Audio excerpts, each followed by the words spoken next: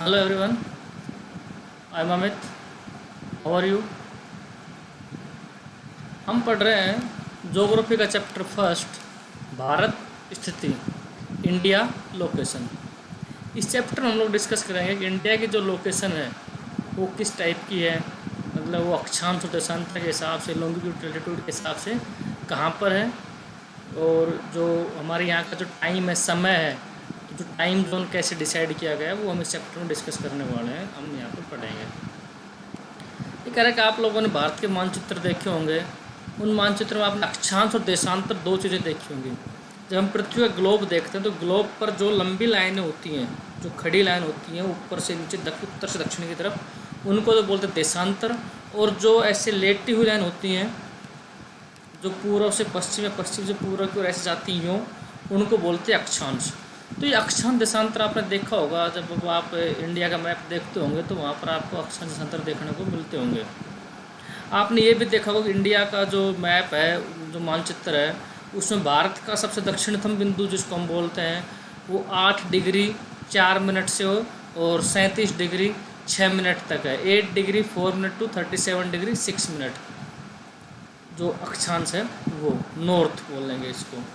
दूसरा हम बात करें देशांतर की, तो इंडिया के जो देशांतर हैं, लॉन्गिट्यूड जिसको बोलते हैं, वो 68 degree 68 degree 7 minute, 68 degree 7 minute east से 97 डिग्री 25 मिनट ईस्ट तक है, 97 डिग्री 25 मिनट ईस्ट तक है। मतलब अगर आप इंडिया का मैप देखोगे तो गुजरात का जो बॉर्डर है, गुजरात का बॉर्डर जहाँ पर इंडिया टच हो रहा है वो तो हो जाएगा 68 डिग्री 7 मिनट का। अरुणाचल प्रदेश या हम बात करें वहाँ की, तो वहाँ पर जहाँ ख़त्म हो रहा है वहाँ पर हो जाएगा 97 डिग्री 25 मिनट का। इसके बारे में यहाँ पर हम डिस्कस करने वाले हैं। ये कह रहा है कि भारत की मुख्य भूमि जो है वो कश्मीर से लेकर कन्याकुमारी तक, अरुणाचल प्रदेश से गुजरात तक फैली हुई है, बिल्कुल फैली हुई। भारत का उत्तरतम जो राज्य है वो कश्मीर है, दक्षिणतम राज्य जो है वो तमिलनाडु है। भारत का सबसे, अगर देखें हम पूर्व साइड में, तो पूर्वोत्तर जो राज्य है वो अरुणाचल प्रदेश है, सबसे पश्चिमोत्तर राज्य क्या है, गुजरात है। अब ये कह रहा है भारत का सीमागत क्षेत्र समुद्री, मतलब किसी भी देश के जो सीमाएं हैं वो अगर समुद्र को टच कर रही हैं तो समुद्र के अंदर जो उसकी दूरी होती है, डिस्टेंस, उसमें भी देश की सीमा, मतलब वो किस देश की प्रॉपर्टी रहेगी, इसको लेकर क्या कर रखा है कि पूरे वर्ल्ड के में जो कंट्री जो उन्होंने अपने ग्रुप बना रखे हैं, संस्थान बनाए हुए हैं, वो संस्थान ये डिसाइड करते हैं कि समुद्र के अंदर किसी कंट्री का एरिया कितना रहेगा। तो वो 12 समुद्री मील बोलते हैं उसको। एक दूरी होती है जैसे मील बोलते हैं, किलोमीटर से बड़ा थोड़ा मील होता है, और मील से थोड़ा बड़ा क्या होता है, समुद्री मील होता है। तो 12 समुद्री मील मतलब लगभग 21.9 किलोमीटर जो दूरी, मतलब इंडिया का जो बॉर्डर, कोस्टल जो एरिया है जहाँ पर समुद्री तट है, समुद्री तट से लेकर समुद्र के अंदर 21.9 किलोमीटर तक का जो एरिया पूरा का पूरा इंडिया, किसी दूसरा कंट्री का उसमें कुछ नहीं है।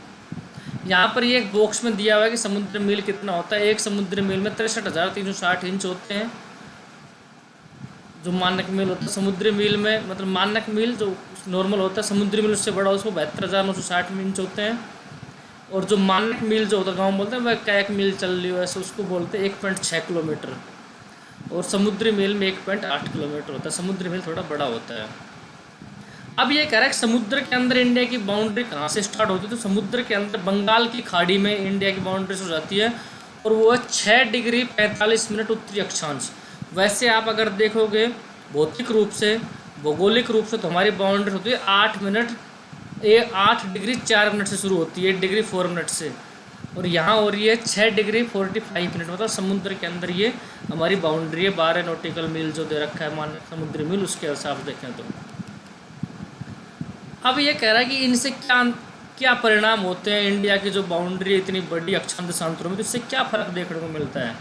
अगर आप बात करोगे ना अक्षांश देशांतरी विस्तार का, तो करीब 30 डिग्री तक के आसपास इंडिया का विस्तार मिल जाएगा। भाई आपने 8 डिग्री से 37 डिग्री तक करीब 30 डिग्री हो गया, और इधर 68 डिग्री से 97 डिग्री तक करीब 30 डिग्री हो गया। दूसरा ये कह रहा है कि इसकी वास्तविक दूरी जो है इंडिया की वो 3214 किलोमीटर, 3214 किलोमीटर तो है उत्तर से दक्षिण। मतलब आप जम्मू कश्मीर से कन्याकुमारी तक आओगे तो 3214 किलोमीटर चलना पड़ेगा। और अगर आप गुजरात से और अरुणाचल प्रदेश तक जाओगे बॉर्डर से बॉर्डर, तो आपको 2933 किलोमीटर चलना पड़ेगा। मतलब ये इंडिया की दूरी है उत्तर और दक्षिण और पूर्व और पश्चिम के हिसाब से। अब ये यहाँ पर का आपको दूसरा भूगोल के प्रयोगात्मक उसमें इसका डेफिनेट ज़्यादा है, अगर आपको डीपली पढ़ना वहाँ से मिल जाएगा। दूसरा कह रहा है कि जब भी आप ग्लोब से ऊपर की तरफ जाएंगे नॉर्थ साइड में, तो क्या होगा कि देशांतर के जो रेखा है उनकी, जैसे देशांतर खड़े होते हैं, आप देखो यूँ यूँ बन रहते हैं यूँ, तो उनके बीच में धरती के 0 डिग्री के आसपास उनकी दूरी ज़्यादा होती है। जैसे जैसे आप ऊपर या नीचे जाओगे तो उनकी दूरी पीछे कम हो जाए, क्योंकि ऊपर जाकर वो एकदम सारे के सारे मिल जाते हैं। तो ये कह रहा है कि देशांतर क्या रहता है कि बीच में तो दूरी उनकी ज़्यादा रहती है, धीरे धीरे वो दूरी घट जाएगी। अक्षांशों के बीच ऐसा नहीं रहता है। अक्षांश जो पड़ी हुई लाइन है वो आप 0 डिग्री पर भी उतनी लाइन मिलेगी, और ऊपर जाओगे तो ऊपर भी उसकी उतनी को उतनी अंतर मिलेगा। दोनों अक्षांशों के बीच को ज़्यादा अंतर देखने को नहीं मिलेगा। अगर एक छोटा सा क्वेश्चन है कि आपसे कोई पूछे अक्षांश कितने होते हैं, तो 181 अक्षांश होते हैं और देशांतर 360 होते हैं। ठीक है, तो अक्षांश और देशांतर के बारे में आपसे जो वैसे अगर एग्ज़ाम दोगे आप कॉम्पिटेटिव कोई अगर किसी परीक्षा वगैरह को दोगे, पुलिस वगैरह ऐसा कोई एग्ज़ाम, तो वहाँ पर पूछते हैं अक्षांश देशांतर के बारे में। तो दो अक्षांश के रेखाओं के बीच की दूरी हमेशा बराबर होती है, लगभग 111 किलोमीटर के आसपास वो रहती है। अक्षांश रेखाओं के मानों से क्या होता है कि भारत का दक्षिण हिस्सा उष्ण कटिबंध है। आपने पढ़ा होगा कटिबंध में उष्ण और उपोष्ण, जहाँ पर सूर्य किरणें सीधी आती हैं उसको उष्ण कटिबंध बोलते हैं, जहाँ सूर्य किरणें तिरछ जाती हैं वहाँ उसको उपोष्ण कटिबंध बोलते हैं। तो भारत का दक्षिण का जो पार्ट है ना, जहाँ से स्टार्ट होता है तमिलनाडु का एरिया जो है, वो तो है हमारे यहाँ पर उष्ण कटिबंध। मतलब वहाँ पर देखा होगा, आपने सुना होगा ना, साउथ इंडिया में दक्षिण भारत में ज़्यादातर गर्मी रहती है, एक जैसा मौसम रहता है, ना गर्मी ना सर्दी, ज़्यादातर गर्मी रहती है।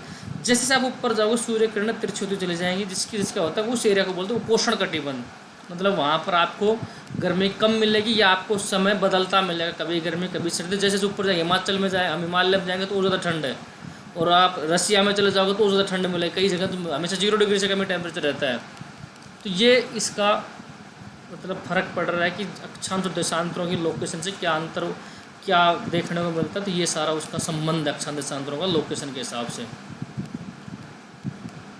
और इन सब का फ़र्क जो अक्षांश देशांतरों के साथ साथ वहाँ की भू आकृति, जलवायु, मिट्टी के प्रकार, प्राकृतिक वनस्पति, इन सब की भिन्नता जो है उसमें इनका जो ये कटिबंध है ना, जो हमारे अक्षांश देशांतरण का बहुत बड़ा हाथ रहता है, बहुत बड़ा रोल है।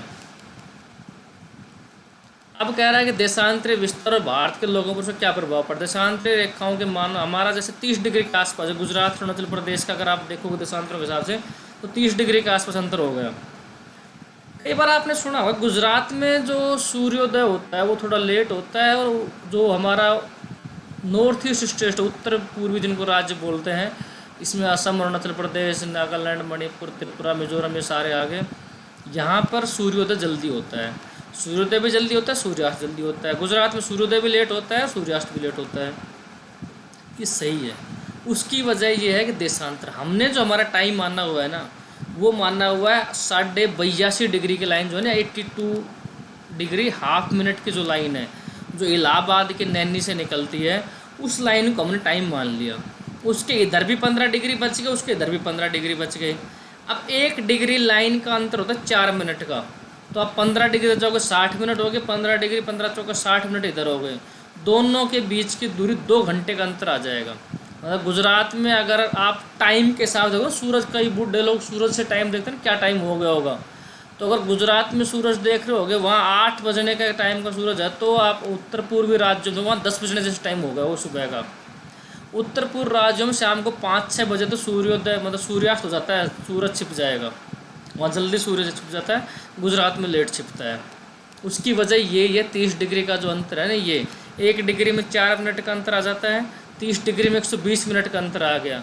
तो इसलिए ये अगर आप गुजरात के कच्छ के एरिया को देखोगे तो वहाँ में, और अरुणाचल प्रदेश का या जो लास्ट बॉर्डर है अरुणाचल प्रदेश, नागालैंड, मणिपुर, मिजोरम, वहाँ के टाइम में 2 घंटे का अंतर देखने को मिल जाएगा आपको। टाइम बराबर रहेगा, घड़ी दोनों 11-11 बजे दिखाएगी, लेकिन गुजरात वाले 11 बजे दिखाएगी, तो वहाँ का टाइम जो रहेगा, वहाँ की स्थिति ऐसी रहेगी जैसे तो 12 बज रहे हों। और अरुणाचल प्रदेश वाला 11 दिखा रहा होगा तो वहाँ लग रहा होगा जैसे 1 बज रहे हो, तो ये दोनों में तो अंतर देखने को मिलता है। ये कुछ जगह के नाम दे रखे, डिब्रूगढ़, भोपाल वगैरह वहाँ के और वो। अब ये सबसे इम्पोर्टेंट जो चीज़ आपको आगे तक याद रखनी है कि टाइम लाइन कैसे डिसाइड करते हैं हम लोग। हमने 82.5 डिग्री लाइन क्यों निर्धारित किया। जैसे ये इंडिया का मैप दिखा रखा है, तो यहाँ देखिए ये 80 डिग्री की लाइन है, यहाँ से जा रही 82.5 डिग्री की लाइन, ठीक है। ये जो लाइन है यहाँ पर रह के एकदम एग्जैक्ट करेक्ट टाइम मिलेगा जो सूरज के हिसाब से चलता है। इसके इधर जाओगे तो आप प्लस करते चले जाएं, मतलब यहाँ 12 बज रहे हैं 82.5 पे, तो आप पहुँच जाओगे 83.5 पे, तो 4 मिनट 12 बजकर 4 मिनट जैसा टाइम रहेगा। और आप यहाँ तक जाओगे तो वो अगर यहाँ 12 बज रहे हैं दोपहर के, तो यहाँ 1 बजने जैसा मौसम रहेगा और यहाँ 11 बजने जैसा मौसम, क्योंकि यहाँ से यहाँ तक 15 डिग्री कम कर दो और यहाँ से यहाँ तक 15 डिग्री बढ़ा दो। यहाँ से हमने जो लाइन मानी हुई है उसको माना इंडिया का टाइम। अब ये टाइम डिसाइड ऐसे करते हैं कि हमने क्या कर रखा है, हमने क्या पूरे वर्ल्ड के लोगों ने डिसाइड कर रखा है कि 7:30 का आप पहाड़ा लिख लें, 7:30, 15, 22.5 ऐसे करके 30 यूँ लिख दोगे आप, तो जो 7:30 के पहाड़े में जो नंबर आएंगे ना उन्हीं को टाइम लाइन डिसाइड कर सकते हैं। ऐसे नहीं कि हम 22.5 80 डिग्री कर लें, 84 कर लें, जैसे करते हैं ना लड़कियाँ भी, मेरे को ये कलर पसंद नहीं है तो किसी को 82.5 डिग्री अगर नंबर पसंद नहीं है तो हम तो 76 डिग्री 28 ऐसे नहीं रख सकते हैं। हमें 7.5 7 और हाफ के जो टेबल जो बोलोगे पहाड़ा बोल, उसमें जो नंबर आएंगे उन्हीं में से किसी एक को आप टाइम डिसाइड कर सकते हो। तो हम क्या कर सकते हैं, 82.5 कर रखा है, दूसरा हम 90 कर सकते हैं, 82.5 प्लस 7। दूसरा हम क्या कर सकते हैं, 75 डिग्री कर सकते हैं, या तो 75 हो सकता है या 90 डिग्री हो सकता है, या 75 से और कम कर दोगे तो इंडिया से लगभग बाहर सा चला जाएगा, 68 डिग्री के आसपास आ जाएगा, वो हमारे एकदम बॉर्डर का टाइम हो जाएगा। तो हमने इसलिए 7:30 टाइम डिसाइड किया कि इंडिया के बीच में आ रहा है, दूसरा 7.5 के गुणांक से करेंगे तो ये 7:30 सही आ रहा है। देखो यहाँ लिखा भी हुआ भी है, विश्व के देशों में संदर्भ मानना क्या उत्तर को 7.5 देशांतर गुणांक पर चुना जाता है। 7.5 के पहाड़ में जो आ जाएंगे उन सब में से किसी एक को आपको टाइम डिसाइड करना है। इंडिया ने 82.5 डिग्री पूर्व या उत्तर को भारत का मानक समय माना, क्योंकि इंडिया के बीच में भी आ रहा है और 7.5 के पहाड़े में भी आ रहा है। ये जो हमारा टाइम है ये वर्ल्ड के टाइम 5.5 घंटे आगे है। मतलब इंडिया में अगर अब रात के 8 बज रहे हैं, तो अगर जहाँ पर टाइम स्टार्ट हुआ है ना, कहाँ पे, लंदन के आसपास से, वहाँ पर ये दोपहर के ये मान के चलो आप 2:30 बज रहे हो। अगर यहाँ 8 बजे तो वहाँ 2:30, हमारा टाइम 5.5 घंटे आगे है। इसलिए आगे है, मैंने कहा कि 1 डिग्री देशांतर का अंतर जो होता है वो 4 मिनट होता है। हमारा 82.5 डिग्री है, 82.5 को आप 4 से गुणा कर दो, 330 मिनट आएंगे। 330 मिनट को आप अगर आवर में घंटे में बदलोगे तो 5.5 घंटे हो जाएंगे। इसलिए इंडिया का टाइम वर्ल्ड के टाइम से 5.5 घंटे आगे है। अगर हम 90 डिग्री को हमारा टाइम मान लें तो 90 गुणा 4 360 डिग्री 360 मिनट आगे हो जाएगा, मतलब 6 घंटे हमारा समय आगे हो जाएगा। अगर हमने 75 डिग्री को मान लिया तो 1 घंटे और कम हो जाएगा। ऐसे हमारा अलग अलग टाइम चलेगा आधा ऐसे, ठीक है। 7.5 का पहाड़ा बोलना, इसलिए इंडिया का टाइम है 82.5 को आपने 4 से गुणा किया। 4 से गुणा क्योंकि 2 देशांतर के बीच का जो अंतर होता है समय के हिसाब से 4 मिनट का होता है। अगर इसलिए इंडिया का टाइम कितना 82.5 डिग्री का, 82.5 को 4 से गुणा करेंगे कितना आ जाएगा, 330 मिनट आएगा। 330 मिनट में 5 घंटे 30 मिनट होते हैं, तो इसलिए हमारा टाइम वर्ल्ड के टाइम से 5 घंटे 30 मिनट आगे है। ये कुछ यहाँ पर इन्होंने फ्लाइट वगैरह का दिखा रखा है कि वायु मार्ग, समुद्री मार्ग का, तो आप टाइम देख सकते हो। जैसे अगर इंडिया का ये 7:82 पर है, यहाँ जो टाइम होगा तो यहाँ क्या टाइम हो रखा होगा, यहाँ क्या रखा होगा। ये जो 0 डिग्री की जो लाइन है यहाँ पर, इधर से 0 डिग्री का आप लाइन देखोगे तो उस लाइन से को क्या माना है, प्रधान या उत्तर लाइन माना है वर्ल्ड की। उससे अगर आप इधर आओगे राइट साइड में तो टाइम प्लस होता चला जाएगा।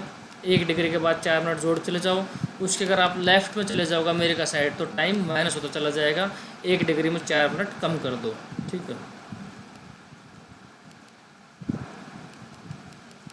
भारत का क्षेत्रफल दे रखा है 32.8 लाख किलोमीटर, जो वर्ल्ड के क्षेत्रफल का 2.4 है। और भारत विश्व का 7वां बड़ा देश है। भारत से पहले 6 देश हैं, 7वां भारत है, 8वां अर्जेंटीना है। अगर पूछेंगे नहीं बट फिर भी आप याद रख सकते हो, ठीक है। इतना ही है। बाकी जो इसका कल वो नेक्स्ट चैप्टर पढ़ेंगे। Thank you very much.